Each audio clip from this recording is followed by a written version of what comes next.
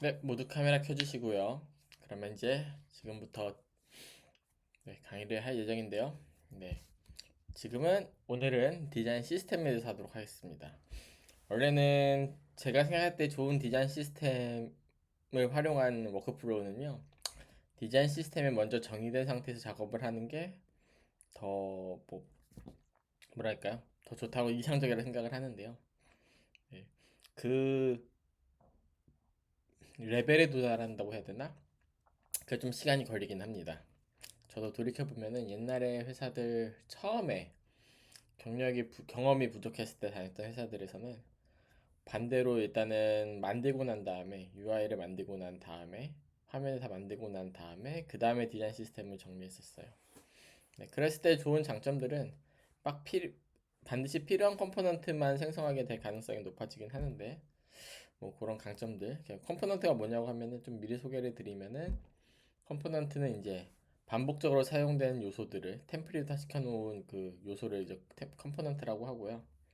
네, 그냥 뭐 단어가 갖고 있는 뭐 구성 요소 그런 의미를 갖추고 있다고 생각을 하시면 되는데 경험이 쌓이면 쌓일수록 그 다음에 막 프로젝트가 반복되면 반복될수록 디자인 시스템이 있는 상태에서 작업을 시작합니다. 조금 더 덧붙이면은 저 같은 경우 2021년부터 저 나름의 이제 디자인 시스템을 만들어 왔고요. 그래서 2021년에 들어갔던 회사에서 그 앱이 두 개 있었는데 하나는 되게 시스템을 잘 만들어 놓으셨더라고요. 근데 이제 저 생각할 때 문제점은 이제 두 앱이 시스템이 다르다는 게 문제였었고, 그래서 거기 그 회사에 있었던 모든 뭐 앱이 총 3개였는데 3개에서 4개, 웹사이트까지 하면은 5개 정도 되겠다. 이거를 모두 다 같은 시스템을 바라보도록 설계를 하자라고 해서 작업을 했었고, 그 시스템을 뭐 이 회사 저 회사 옮겨 다니면서 계속 도입을 하고, 외주 프로젝트도 그때부터 한 30개 정도 진행한 것 같은데 20개 이상 진행했는데 그거 진행하면서도 계속 고도화시키고 그 시스템 활용해갖고 하고 그러다 보니까는 뭐 저 나름의 시스템을 하나 만들게 됐었어요. 그래서 그렇게 한 다음에 이제 그 시스템을 통해 갖고선 이제 프로젝트들을 진행하는 거죠. 그 다음에 시스템을 구성하고 있는 변수들을 변경함으로써 그 다음에 이제 그 회사마다 갖고 있는 그 비주얼 랭귀지를 어느 정도 정리하는 그런 방식으로 진행을 했었습니다. 일단 좀 말씀드리면은 경험이 쌓이면 쌓일수록 디자인 시스템을 먼저 만들고 그 다음에 디자인을 한다. 이 개념을 좀 이해해 주시면 좋을 것 같고 일단 요번 단계에서는 그냥 디자인 시스템이 뭔지 익숙하지 않으신 분들을 위해서 좀 간략하게 소개를 해 드리는 시간이라고 생각하시면 될 것 같습니다. 네. 실무에 적용할 수 있도록 하는데 개념만 안다고 해서 실무에 적용되진 않습니다. 디자인 시스템이 익숙한 게 제일 중요한 것 같아요, 사실은요. 몸에. 그 다음에 디자인 시스템이 익숙해지시려면은 디자인하는 방법이 많이 바뀌어야 됩니다. 네, 디자인할 때 원하는 것들도 많이 바뀌어야 되고요. 사실 그게 더 중요합니다. 네, 네. 예시입니다. 5명이 모였을 때 각자 화면이 만들면 어떤 일이 벌어질까요? 네. 좀 누가 타이핑 해주세요. 알려주세요. 모두 하나씩 적기로 하죠. 네, 디자이너 5명이 각자 화면을 만들면 무슨 일이 생길까요? 네, 하나씩.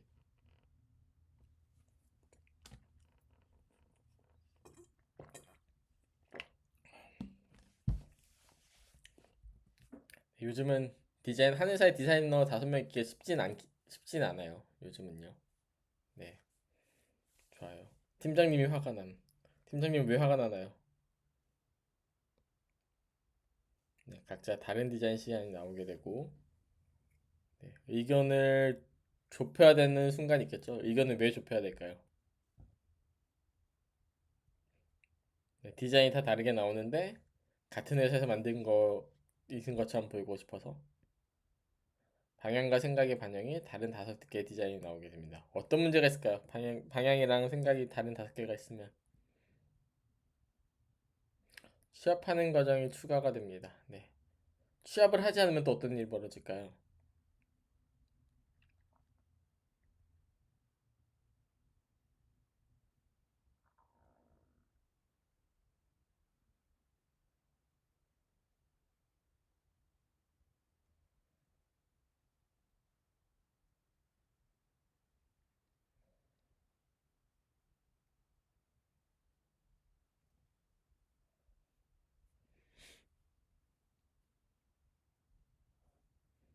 제가 생각할 때는 네, 사용자가 혼란스러워요. 좋아요.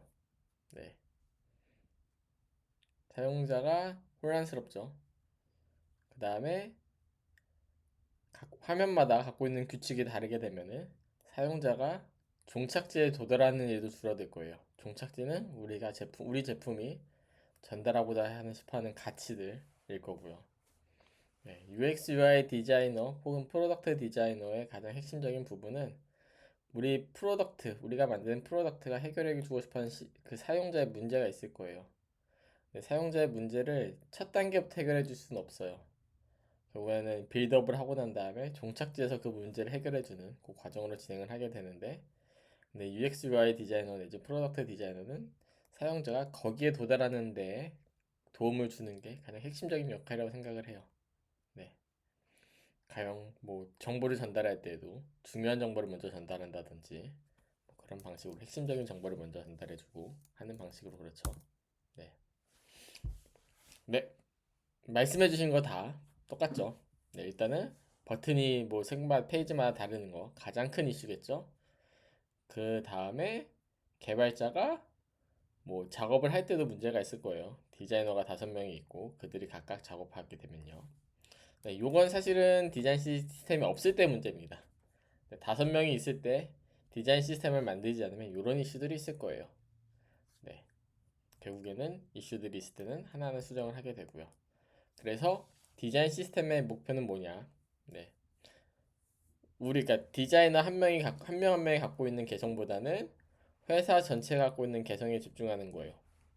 그러니까 회사에 구성하고 있는 디자이너 한 명 한 명이 그 특징보다는 더 중요한 거, 그 특징에는 생각보다 더 중요한 게 우리는 하나의 공통된 규칙을 만들어서 디자이너들이 이것들을 따르도록 하는 게 바로 디자인 시스템입니다.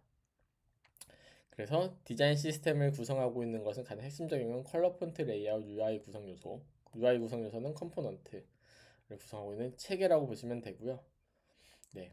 요 네 가지를 맞추면은 하나의 일관된 뭐 시스템이 나올 거다. 하나의 일관된 체계 내지 규칙이 나올 거다. 라고 하는 게 디자인 시스템입니다. 근데 우리는 일단은 뭐 컬러 폰트 뭐 이런 것들도 중요하지만은 일단은 디자인 시스템에서 가장 중요하게 생각하는 건 컴포넌트예요. 컴포넌트는 뭐 크기에 따라서 뭐 종류에 따라서 종류가 많겠지만은 일종의 말하면 템플릿입니다.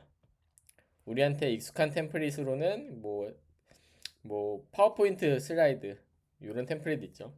그래서는 막 가끔 보다 보면은 옛날에 모르겠어요.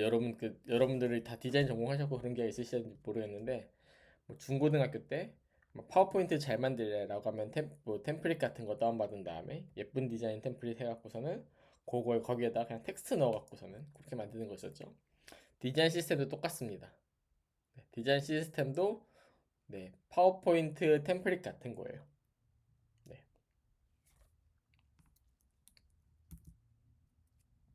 그래서 디자인 시스템은 다음과 같은 장점이 있습니다. 디자인을 빠르게 할 수 있다. 정확히 말하면은 UI 디자인 결과물을 빠르게 뽑을 수 있다는 장점이 있습니다. 디자인 시스템에 익숙해지고 안 익숙해지고에 따라서 나오는 속도의 차이가 어마어마해요. 네. 제가 봤을 때는 한 5배 이상 나는 것 같습니다. 네. 거의 그렇다고 보면 되는 것 같고요. 그다음 단순히 내 디자이너가 디자인을 빠르게 만드는 것 이외에도 팀 전체로서 작업의 속도들을 어마어마하게 빨라집니다. 네. 그리고 디자인의 일관성도 생깁니다. 근데 제가 생각할 때 디자인 시스템에서 중요한 거는 디자인의 일관성이 아닌 것 같아요. 조직의 생산성, 일관성도 어느 정도 추구하면서 더 중요한 것은 조직의 생산성이 제일 중요합니다. 플러스 뭐 UI 디자이너가 더 빠르게 하는 것도 중요한 포인트이고요. 네, 저는 요 관점을 디자인 시스템을 네, 협업의 관점에서 좀 바라봤으면 좋겠습니다. 네. 장점 뭐 똑같은 말인데요. 목표랑 목적이랑 똑같은데 사실 장점 때문에 이 목적을 다루기 위해서 우리가 디자인 시스템을 도입하는 거고요. 이 목적은 사실은 장점이랑 관련돼 있겠죠. 네, 일관성이고 효율성이고 협업 강화 똑같은 말 반복해서 설명을 드리게 되는 것 같습니다. 네, 그래서 넘어가고 싶은데 한 가지 협업 강화. 네, 디자이너랑 개발자, PM 간의 가이드라인을 공유하고 이 가이드라인은 한번 정해지면 고칠 필요가 없어요. 네. 그래서 우리가 약속한 거에 대해서는 다시 정의를 안 해도 되고 다시 의사소통을 안 해도 돼요. 우리가 그러니까 우리가 뭔가를 새로운 것들을 개발할 때 우리가 정의하고서는 나눠야 될, 논의해야 될 요소들이 줄어든다는 뜻이에요. 이 컴포넌트 눌렀을 때, 이 버튼 눌렀을 때 색깔이 어떻게 바뀌어야 돼요? 이 버튼 눌렀을 때 뭐가 어떻게 바뀌어야 돼요? 이런 것들의 정의들이 최대한 사라지는 게 디자인 시스템의 목적이기도 해요. 그래서 하던 대로 해주세요. 이게 성립이 되는 거고요. 그 하던 대로는 우리 팀의 모든 사람들이 하던 대 모든 디자이너와 개발자가 하는 대로 해주시면 되는 거예요. 이게 디자인 시스템 핵심입니다. 네. 그리고 개발자에서는 구체적으로 프론트엔드 개발자만 사실은 디자인 시스템에서 관여가 되어 있다라고 보시면 될 것 같아요. 네. 그래서 효율성이 향상되죠. 네. 우리 나중에 좀 더 일을 해보시면 아시겠지만은 결국에는 효율성 결국에 속도는 아니면 일하는 거는 다 의사소통이에요. 의사소통이 없으면은 할 일도 없어요. 이제 우리가 일하는 일에 거의 제가 봤을 때 한 80% 90%는 다 의사소통입니다. 내가 생각하고 있는 의사를 잘 전달하기 위해서 문서를 만들어야 되느니, 그림을 그려야 되느니, 그림을 어디까지 그려야 되느니, 뭐 하이파이 그려야 되느니, 로우파이 그려야 되느니, 아니면 뭐 유저 플로우를 만들어야 되느니, 뭐 IA를 그려야 되느니, 뭐를 그려야 되느니, 다 의사소통이에요. 의사소통이 잘 전달된다라고 하면 그게 없이 아무것도 없이도 할 수 있어요. 근데 의사결정을 하는 사람이 만든다라고 하면은 그러면 다시 생략할 수도 있어요. 네, 그거 제일 중요한 거는 결국에는 소통이다. 그리고 디자인 시스템은 소통에서 필요한 부분들, 그러니까 디자인에서 구성하는 요소들 중에 상당 부분을 템플릿화 시키고 구조화 시켜서 의사소통에서 제외하는 게 사실은 목표입니다. 네. 실무에서 디자인 시스템을 변경하는 일은 안 옵니다. 네, 한번 만들어 놓으면 거의 굳혀져요. 대신 개선하거나 하는 경우는 있겠죠. 더 높이거나. 네, 디자인 시스템을 변경한다고 해서 시스템 통째로 갈아엎는 일은 없어요. 네. 네, 요거는 거의 확정적으로 말씀드릴 수 있을 것 같아요. 디자인 시스템을 구성하고 있는 요소들이 바뀔 수는 있어요. 아니면 구조가 바뀔 수는 있어요. 보통 대부분의 케이스는 컴포넌트가 추가되고 삭제되고 아니면은 뭐 우리가 구성하고 있는 뭐 컬러라든지 뭐 이런 애들이 추가되고 삭제되고 바뀌고 색상이 바뀌고 이런 것들. 네. 개선은 늘 일어납니다. 그거는 지금 여기서 나누는 이야기는 아닌 것 같고요. 일단 디자인 시스템에서 중요한 부분을 소개해 드리고요. 단순히 뭐 개선한다라고 할 때는 그냥 요소들의 이름을 바뀐다거나 하는 건데 구조는 처음부터 잘 잡고 가는 게 중요해요. 네. 그리고 디자인 시스템의 장점, 가장 큰 장점은 새로운 사람이 들어올 때마다 뭔가 해야 될 일들이 늘어나지 않는 게 제일 중요한 부분이에요. 새로운 디자이너가 왔어요. 우리 컬러 무슨 색이에요? 우리 뭐 버튼 누를 때 어떻게 해야 돼요? 우리 뭐 할 때 어떻게 해야 돼요? 우리 뭘 할 때 어떻게 해야 돼요? 이런 것들이 필요 없어져요. 그냥 단순히 그냥 디자인 시스템 본 다음에 디자인 시스템에 있는 컴포넌트 위주로 설계해 주세요. 컴포넌트 못 찾겠는 거 있으시면 만드셔도 되는데 만드시기 전에 컴포넌트 개발이 필요한지 같이 회의 정도만 해주시면 될 것 같아요. 요 정도 정의만 나누면은 끝납니다. 그렇구만. 저기 버튼 이거 넣었는데 이거 호버할 때 어떻게 해야 되나요? 뭐 호버는 뭐냐면은 이제 마우스 같은 거 올려놓을 때 이게 클릭 가능한 것들, 인터랙션 가능한 애들의 나오는 인터랙션을 이제 호버라고 합니다. 프레스드는 이제 눌렀을 때 색깔이 어떻게 바뀌어야 돼요? 뭐 그런 것들. 다 컴포넌트에 정의되어 있어요. 그냥 그거 디자인 시스템 정해져 있으니까 거기 참고하시면 돼요. 이런 거예요. 일종의 가이드라인. 좀 낮은 레벨의 디자인 시스템으로는 옛날에 스타일 가이드라는 것들을 많이 썼었어요.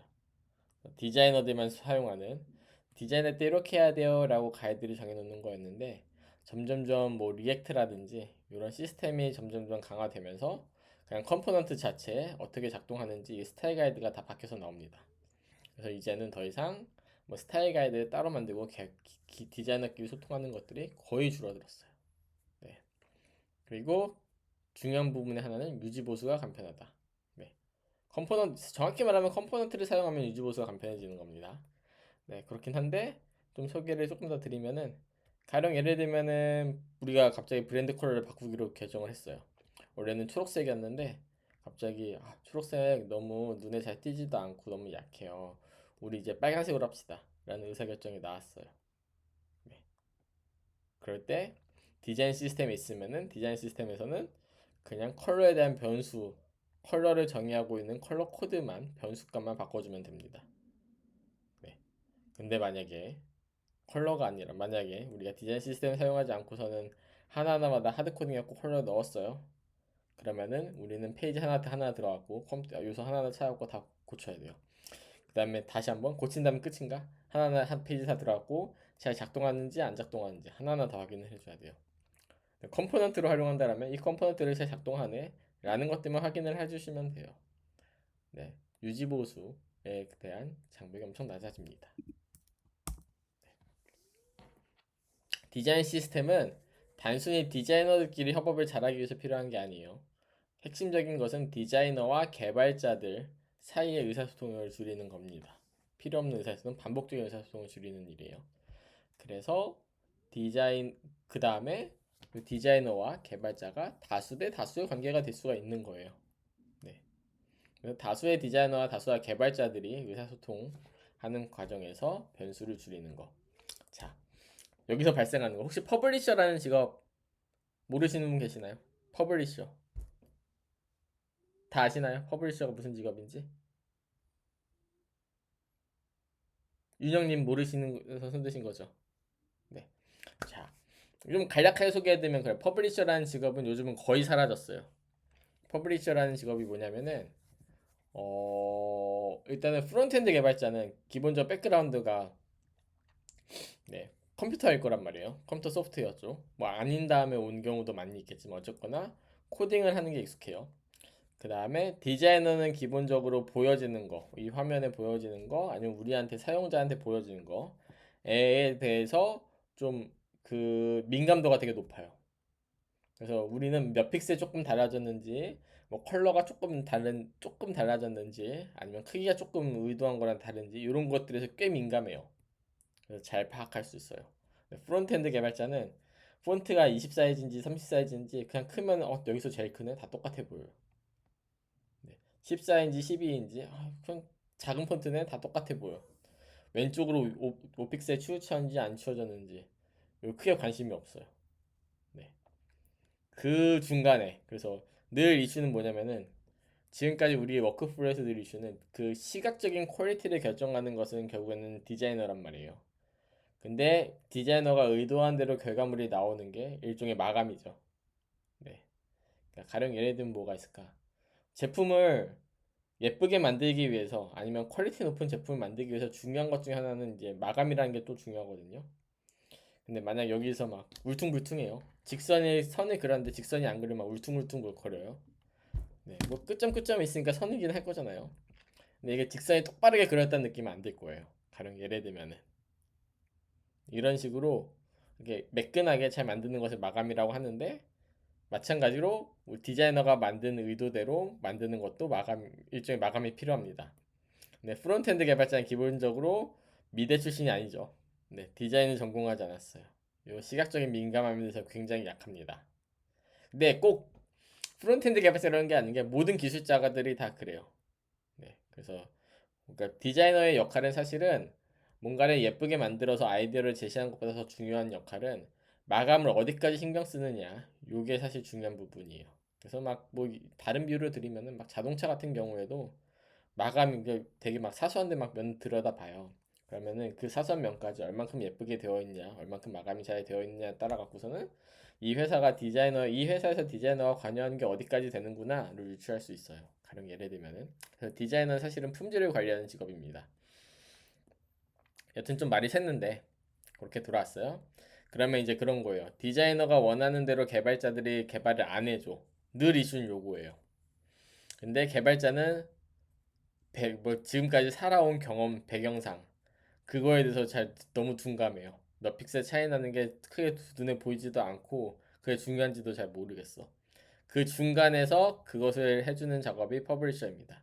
퍼블리셔가 일단 화면에 요소들을 다 넣어줘요. 기능들을 하나도 넣지 않고 다 만들어줘요. 그래서 버튼 위치, 로고 위치 어디다 놓고, 그다음에 뭐 메뉴 위치 어디다 놓고, 로고 위치 어디다 놓고, 뭐 버튼 위치 어디다 놓고, 텍스트 위치 어디다 놓고, 디자이너가 구현한 거랑 똑같이 화면에 똑같이 설계해줘요. 네, 그게 그 역할을 하는 게 퍼블리셔입니다. 그 다음에 보통 엔지니어, 프론트엔드 엔지니어나 이제 개발자들은 보통 그 과정을 지나고 난 다음에 이제 실제로 이 기능들이 작동하기 위해서 필요한 로직들을 넣는 것들을 이제 프론트 엔지니어 개발자들이 이제 주로 하는 거예요. 그래서 예전 같았으면은 퍼블리셔랑 이제 프론트엔드 개발자랑 구분이 명확하게 되어 있었습니다. 꽤 명확하게. 그래서 최근 트렌드는 퍼블리셔라는 직업이 사라지고 있어요. 거의 사라졌어요. 제가 봤을 때는요. 왜냐? 디자인 시스템 때문에. 일을 할 때마다 퍼블리셔가 한번 작업하고 난 다음 초벌을 굽고 난 다음에 그 다음에 진짜 개발자들 한 번 더 굽고 놓는 이 작업을 하는 게 좀 시간 낭비다. 아니면은 굳이 필요 없다.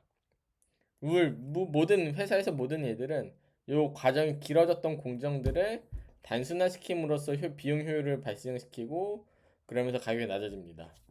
네, 소프트웨어 개발도 예외가 아니에요. 옛날엔 뭐 기획자가 기획하고 UI 디자이너가 디자인하고 난 다음에 퍼블리셔가 퍼블리싱하고 난 다음에 그 다음에 개발자가 개발을 해요. 옛날 과정이 이랬다고 하면은 이 공정들이 점점 간단해져요. PM은 목표만 던져주고 프로덕트 디자이너가 기획이랑 설계랑 디자인을 해요. 그 다음에 이거를 프론트엔드 개발자로 넘겨줘요. 컴포넌트를 이용해서 작업을 하고 프론트엔드 개발자한테 넘겨줘요. 그럼 프론트엔드 개발자가 컴포넌트를 활용하고 딱딱딱 넣고 끝내요. 네, 이런 식으로 우리가 약속해 놓는 것을 늘리고 대신에 의사소통할 것들을 줄이고 그 다음에 개별적으로 판단할 것들을 줄여요. 네, 이런 식으로 공정을 단순화시키는 거고 디자인 시스템도 마찬가지의 개념으로서 공정을 단순화시키는 작업이라고 보시면 돼요. 네, 네 디자인 시스템은 네, 잘 만들어 놓으면은 디자이너와 개발자가 모두 좋아합니다. 네. 디자이너 입장에서는 사실은 디자인 시스템을 만들어 놓은 경험 자체가 사실은 되게 유의미한 경험이고요. 네, 꽤 중요한 전문적인 영역이고요. 개발자는 나에게 관심 없는 분야에 대해서 굳이 신경을 안 써도 돼요. 개발자는 어떤 화면을 예쁘게 만들어 놓는 것보다 더 중요하게 생각하는 역할들이 보통은 많아요. 다른 것들 더 하고 싶어요. 가령 예를 들면은 어떻게 하면 단순한 로직을 어떻게 잘 설계할 수 있는지, 어떻게 하면 좀 더 안전성 있게 운영할 수 있는지, 뭐 이런 것들에서 집중을 하고요. 그 다음에 그 다음에 모두 다 그렇진 않지만은 뭐 일부 개발자 중에서는 좀 뭐 비주얼적인 퀄리티를 또 중요하게 사는 사람들도 있지만은 그리고 무엇보다도 일이 단순화가 되게 되면은 내가 프로젝트를 완수하는 데까지 필요한 시간이나 노력도 줄어들겠죠. 네, 그래서 디자이너와 개발자 모두 디자인 시스템을 좋아한다. 근데 가기 위한 장벽은 높다. 네, 요거는 제 예시입니다. 요 예시 아까 드리려고 했던 이유는 우리가 가령 예를 들면은 컴포넌트의 컬러가 바뀐다고 했을 때 디자인 시스템이 있고 없고에 대한 차이를 좀 소개해 드리기 위해서 좀 갖고 왔고요. 제가 처음에 미국에 있을 때 다녔던 회사에 대한 디자인 시스템의 변경에 대한 트렌드입니다. 처음에 가기 전에는 요랬어요. 네, 이때 요랬었는데 그 다음에 가고 나니까는 초록색으로 하기로 했어요. 버튼을. 그때 트렌드 조금 설명해 드리면은 그때는 에어비앤비도 파란색이랑 초록색 이렇게 버튼 컬러 쓰던 시절이었어요. 미국에서는 그 브랜드 컬러로 버튼을 쓰는 거에 대해서 조심스러울 때가 있었는데 빨간색 사용할 때 그래서 빨간색 그 당시에는 이제 로고가 빨간색이다 그러면은 버튼은 초록색 이렇게 인위적으로 바꿨어요. 그래서 일반적으로 그 당시에 제일 좋았던 거는 파란색 같은 버튼 쓰는 게 제일 좋았어요. 눈에도 어느 정도 띄고 채도도 어느 정도 있고 그 다음에 뭐가 있을까? 그냥 로고랑 뭐 버튼이랑 색을 똑같이 파란색으로 쓰기도 괜찮고요. 근데 요 색으로 쓰게 되면 로고는 빨간색인데 버튼은 초록색이었던 케이스. 그 다음에 다시 넘어오면서 이제 시간이 좀 지나면서 버튼도 빨간색으로 가게 됐어요. 네, 요거를 통해서 유출할 수 있는 거는 버, 결국에는 버튼은 브랜드 컬러를 따라가야 된다. 결국에는 첫인상은 버튼에게 결정된다. 라는 것을 좀 많이 느꼈었거든요. 네, 그 다음에 좀 또 최근에 보니까 또 검정색으로 바뀌어 있더라고요. 네, 그런 트렌드가 되게 있었는데, 네, 이거는 자, 뭐 그렇게 넘어가고요. 자, 여기서 컬러가 바뀔 때마다 우리가 요것들을 다시 만든다라고 하면은 그러면은 우리는 요 페이지 보고서 만약 요 페이지의 컬러를 요색으로 바꾸고 싶어요. 하나하나 페이지 다 들어가서 잘 바뀌었는지 잘 작동하는지 확인을 해줘야 돼요. 작업하고 난 다음에 디자인 시스템으로 했어요. 그래서 얘는 하나의 컴포넌트예요. 그 컴포넌트를 얘를 연결하고 있는 컴포넌트의 색깔만 바꿔주면 얘가 사용되고 있는 모든 데는 다 바뀌어요. 이 버튼도 마찬가지로 이 버튼이 정의하고 있는 애 색깔을 바꿔주면 다 바뀌어요. 폰트도 마찬가지고요. 네, 타이포도 마찬가지고 그다음 컬러도 마찬가지입니다. 요 색으로 정의된 이 변수를 찾아갖고선 딴 거를 바꿔줘요. 빨간색으로 바꿔주면 다 같이 다 바뀌어요. 네, 요 구조. 그래서 리브랜딩의 가장 큰 강점이 있다. 디자인 시스템은요. 그 다음에 조금 더 설명드리면 보면 레디우스 값도 다 달라요. 얘는 더 둥글죠. 얘는 완전 각졌고 얘도 여기도 조금 얘보다는 얘만큼 둥그러지지 않지만 좀 얘도 좀 둥근 편이에요. 이런 것도 마찬가지로 디자인 시스템에서 변수를 정의하고 난 다음에 이 수치를 바꿈으로써 해결이 됩니다. 가령 얘가 만약 12픽셀이라고 하고 얘가 2픽셀이라고 하고 얘가 6픽셀, 8픽셀이라고 한다라고 하면은 픽셀 값을 바꿔주는 방법으로 모든 데 다 적용되게 할 수도 있어요. 네. 디자인 시스템의 단점은 초기 구축 비용이 많이 듭니다. 네. 그래서 디자인 시스템은 어느 정도 자산화 시켜놓을 필요가 있고요. 그래서 처음에 디자인 시스템 구축하기 위해서는 이 처음에 그 소속되어 있는 디자이너가 디자인 시스템에 대한 레퍼런스를 얼만큼 갖고 있고 그 다음에 어느 정도 빠르게 디자인 시스템을 구축하느냐가 사실 중요한 부분입니다. 그 다음에 디자인 시스템의 가장 큰 단점, 디자이너 갖고 있는 가장 큰 페인 포인트는 유연성이 제한된다는 겁니다. 근데 어쩔 수 없죠. 네. 그 다음에 사람들이 모여 있어요. 그 규칙을 만든 다음에 그 규칙을 따르면 되는데 규칙은 늘 위반하는 사람이 생깁니다. 그래서 이거에 대한 관리 부담이 또 다른 역할이고요. 이렇게 되면은 한 명의 디자이너 내지 디자인 팀장, 시니어 한 명 정도는 다른 사람들이 디자인 시스템을 원래 의도대로 잘 사용하고 있는지 이것을 파악하고서 그렇게 사용하도록 또 검토를 해야 됩니다. 일종의 뭐 개발에 비유한다면은 코드 리뷰, 디자인 쪽에서도 코드 리뷰가 필요하게 된다. 사실은 뭐 디자인 시스템이 없어도 코드 리뷰는 해야죠. 네, 보시면 되고요. 그 다음에 생각보다 디자인 시스템을 제대로 적응할 수 있는 사람 많지 않습니다. 특히 경력이 부족하신 분들 자주 있어요. 그래서 늘 경력이 부족한 사람들 채용하고 난 다음에 디자인 시스템을 익숙하게 만드는 것도 또 꽤 오래 있었던 고민이고요. 늘 힘들었던 부분이 이 포인트입니다. 그리고 과도한 의존성. 또 재밌는 게 디자인 시스템 생기고 나면은 또 처음에는 극단적으로 다 모든 것들을 디자인 시스템에 있는 것들로만 활용하려고 해요. 그러면은 디자인이 또 너무 심심해지는, 너무 단순화되는 UI는 한번 처음에 우리가 제품을 만들 때 있었던 그 수준에서 크게 나아지지 않는다라는 단점도 생기죠. 그래서 의존성은 갖되 또 어느 정도 또 때에 따라서는 디자인 시스템에 너무 의존하지 않는 것도 또 가져야 될 또 태도인데 요거는 나중에 생각하셔도 될 것 같아요. 디자인 시스템을 이제 만들려고 하면은 기본적으로 어떻게 알아야 되냐, 어떻게 해야 되냐라는 것 좀 소개를 해드려야 되는데 우리가 앞으로 취직하고 난 다음에 디자인해야 될 것들은 크게 보면 세 요소입니다. iOS 앱이거나 안드로이드 앱이거나 웹이거나 세 가지 중 하나예요.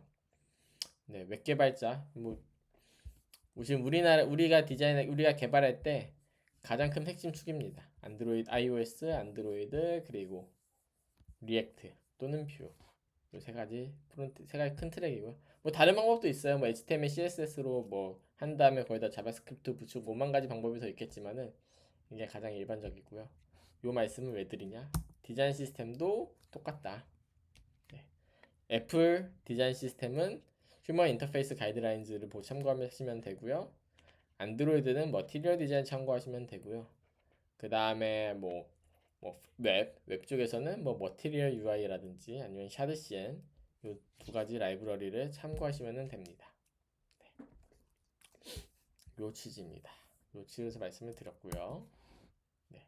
디자인 시스템은 크게 글자랑 컬러, 그다음 크기랑 형태 요 네 가지 구성 요소가 있다라고 생각하시면 좋은데 이건 사실 브랜드 디자인도 마찬가지죠.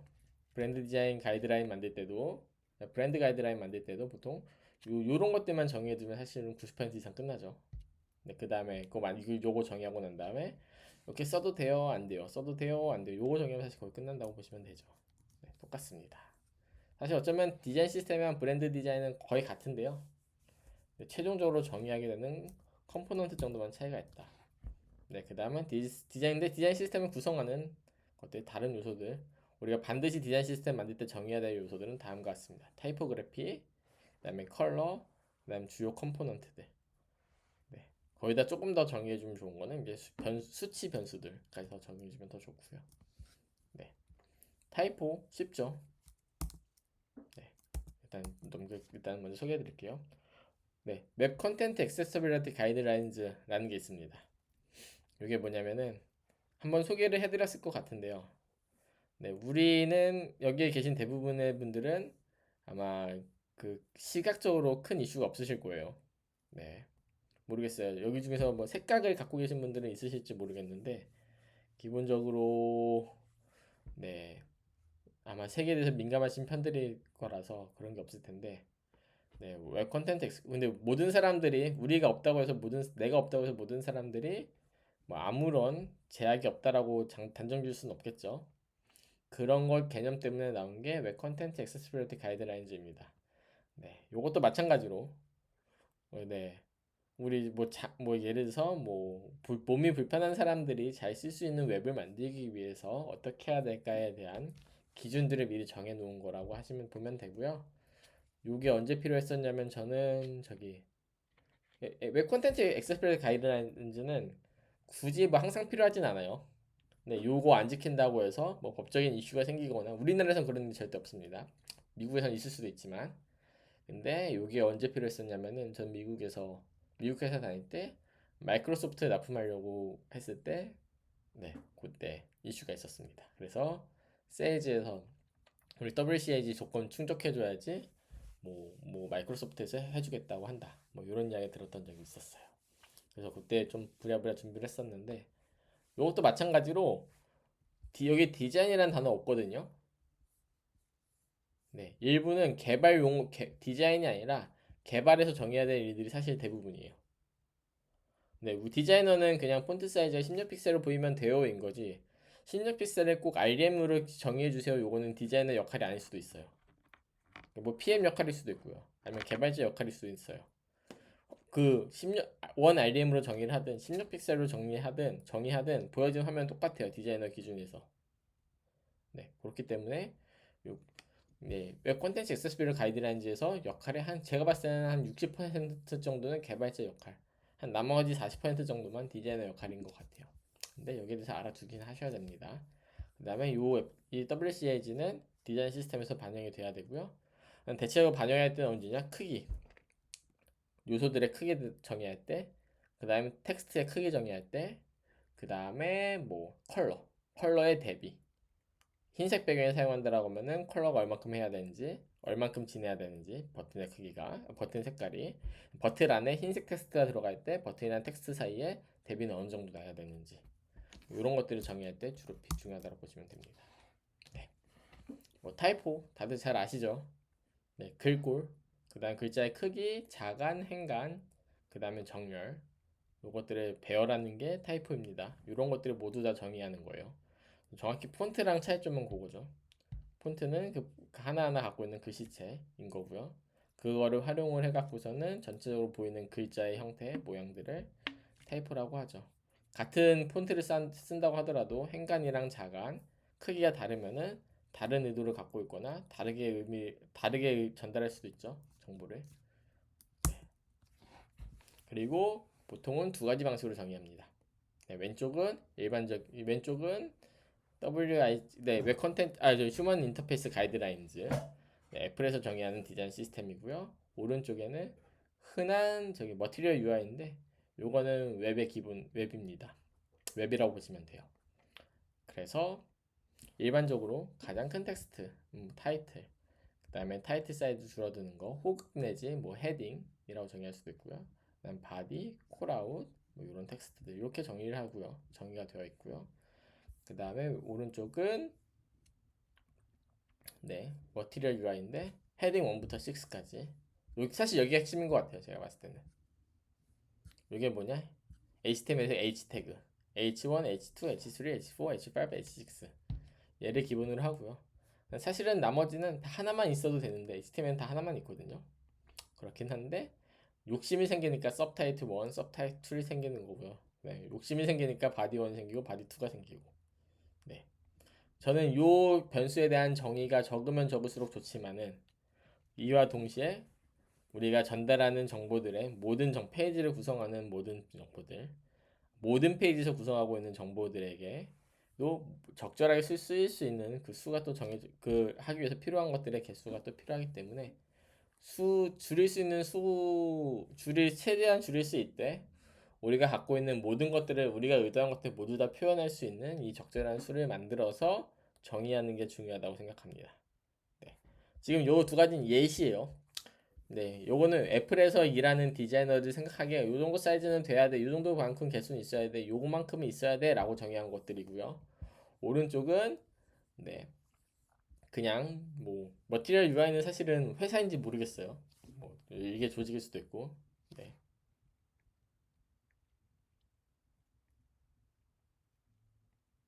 어, 저 생각 안 해봤어요. 요거 좀 생각한 다음에 말씀을 드릴게요. 제가 생각할 때 요 두 차이는 뭐가 있을 것 같은데, 저도 사이즈랑 리딩의 차이가 뭔지 잘 모르겠습니다. 요거 확인해보고 말씀을 드릴게요. 잠시만요. 어떤 거는 2분의 3이고, 네, 네. 그,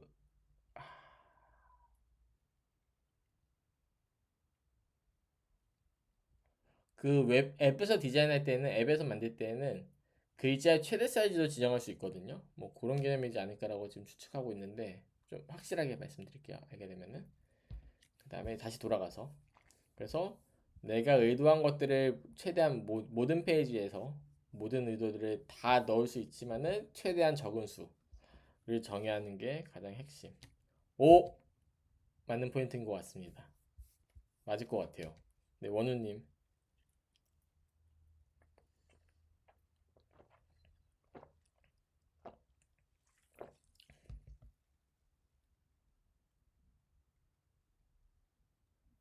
아닐 것 같은데? 맞나?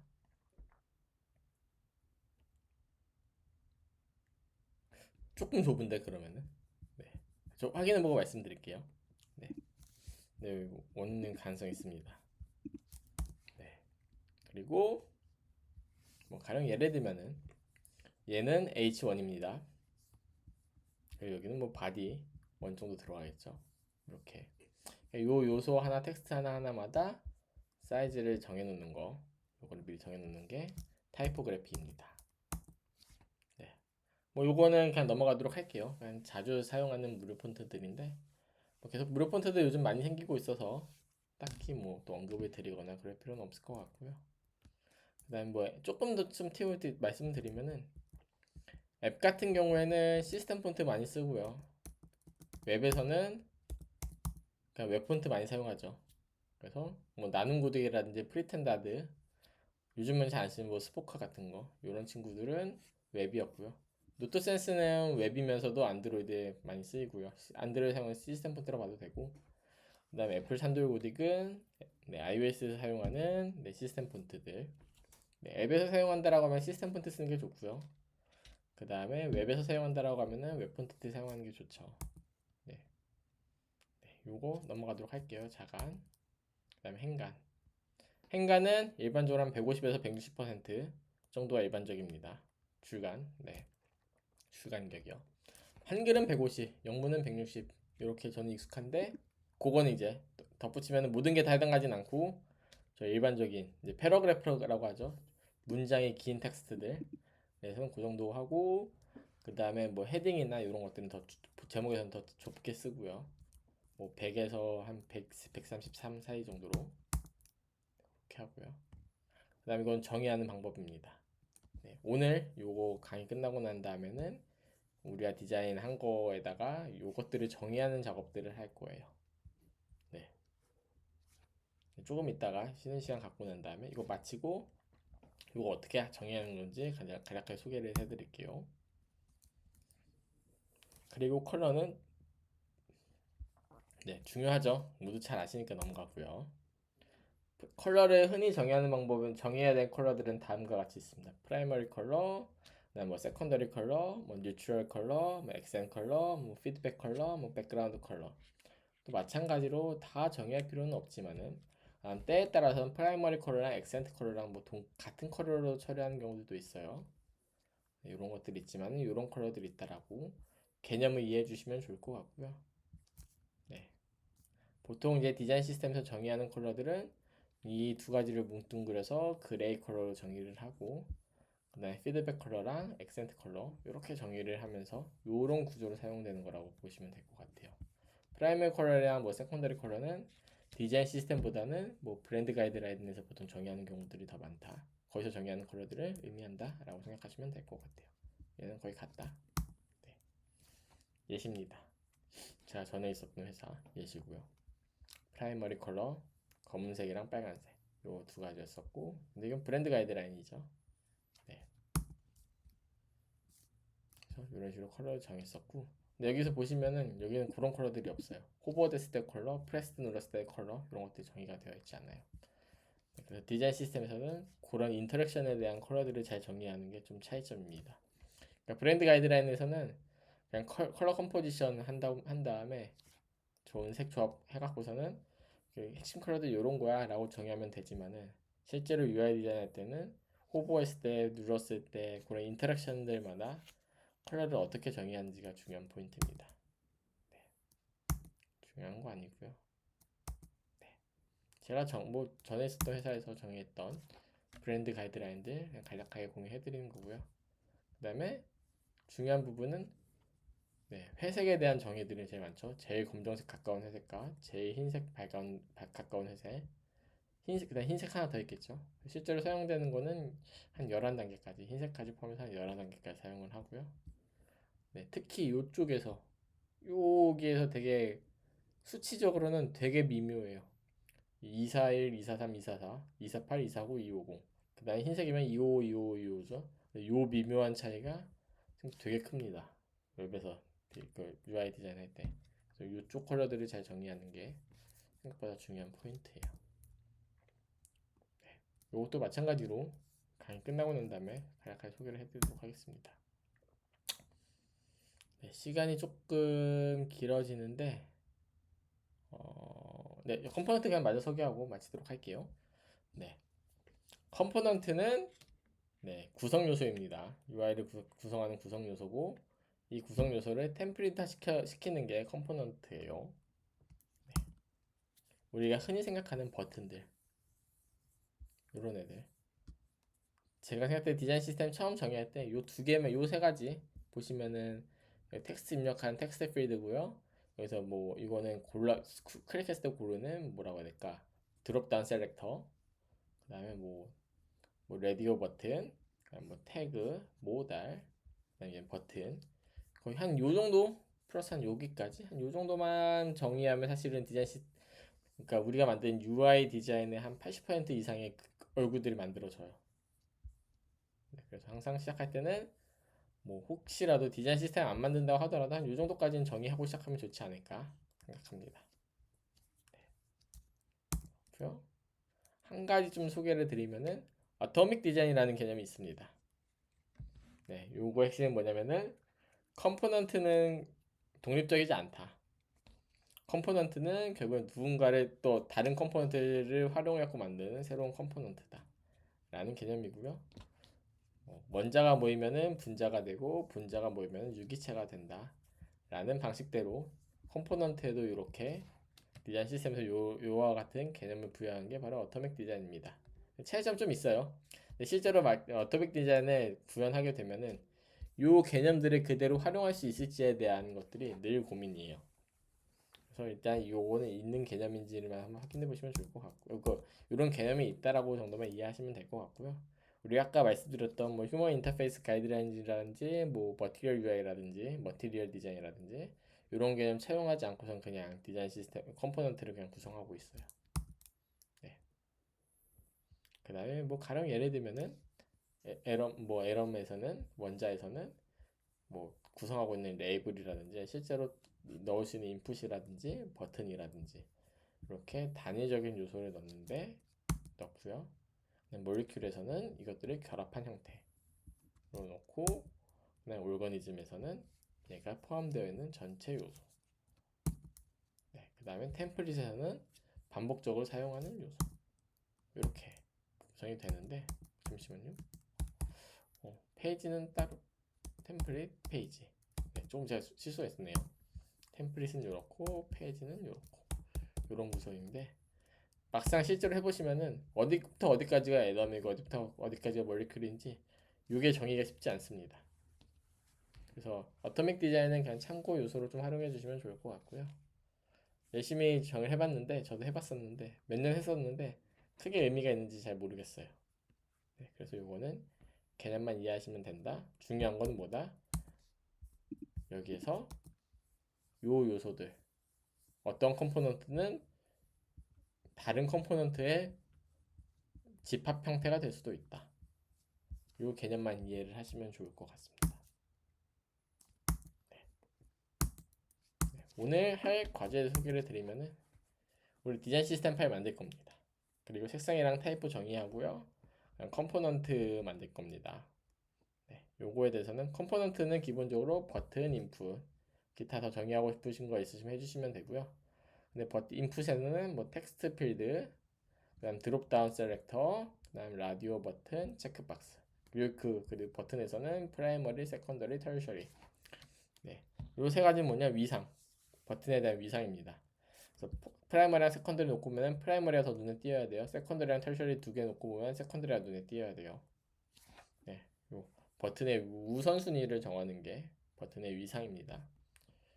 버튼이랑 인풋이 제일 중요하고요. 기타 뭐 더 정의하고 싶으신 거 있으시면 정의하셔도 됩니다. 그리고 이 기반은 뭐다? 우리가 지금 디자인한 랜딩 페이지입니다. 랜딩 페이지에서 버튼 쓰였을 거예요. 텍스트 필드는 안 쓰였을 수도 있겠는데 그래도 이 디자인 참고하셔갖고서는 같이 정의하는 게 핵심입니다. 원래는 파일을 구분해야 되는데 파일 구분하지 않고 그냥 해당 파일 안에서 작업해 주세요. 왜냐면은 퍼블리시를 하려면은 유료 계정이 필요한데 아직 유료 계정이 없기 때문에 디자인 파일을 따로 만드시면 아직 안 될 것 같아요. 색상이랑 타입부 정의하는 방법에 대해서는 요거 끝나고 난 다음에 쉬는 시간 갖고 난 다음에 피그마를 통해서 좀 소개를 해드리도록 할게요. 네. 시간이 좀 길어졌는데 쉬는 시간 10분 가지시고 12시 10분에 뵙도록 하겠습니다.